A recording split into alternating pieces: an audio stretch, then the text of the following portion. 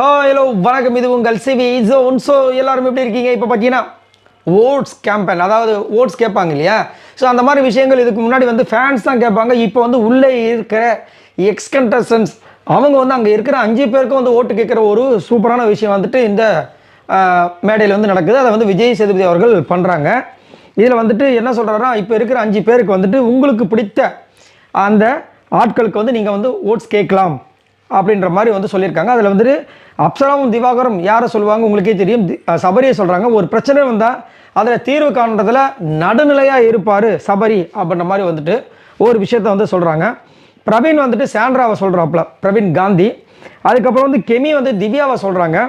அதுக்கப்புறம் பிரவீன்ராஜ் வந்துட்டு விக்கல் சிக்கிரம சொல்கிறாங்க. ஏன்னா ஃப்ரம் த ஸ்க்ராட்ச், அதாவது அடித்தளத்துலேருந்து வந்தாலும் நம்ம லைஃப்பில் எது வேணாலும் சாதிக்கலான்றதுக்கு ஒரு சிறந்த உதாரணமாக நான் இவரை பார்க்குறேன்ற மாதிரி வந்து சொல்கிறாங்க. வின் பண்ணால் நல்லா இருக்குன்னு. வியானா வந்துட்டு யார் கேட்குறாங்க? அரோரா கேட்குறாங்க.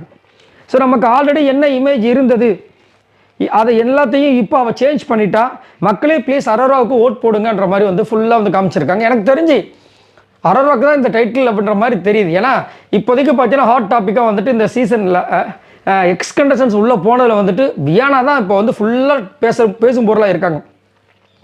ஒரு பக்கம் வந்து வியானா செம்மையாக பேசணுமா, நாங்கள் கேட்க வேண்டிய கேள்வியில் நீ கேட்டோமா அப்படின்னு ஒரு பக்கம். இன்னொரு பக்கம் ஐயோ இந்த பொண்ணு எப்பா என்ன கேள்வி கேட்குதுப்பா அப்படின்ற மாதிரி ஒரு பக்கம். ஸோ ஆக மொத்தத்தில் உள்ள எக்ஸ் கண்டஸ்டன்ஸ் ரீஎன்ட்ரியில் பார்த்தீங்கன்னா இப்போதைக்கு டாப்பில் வந்து வியானா தான் இருக்காங்க.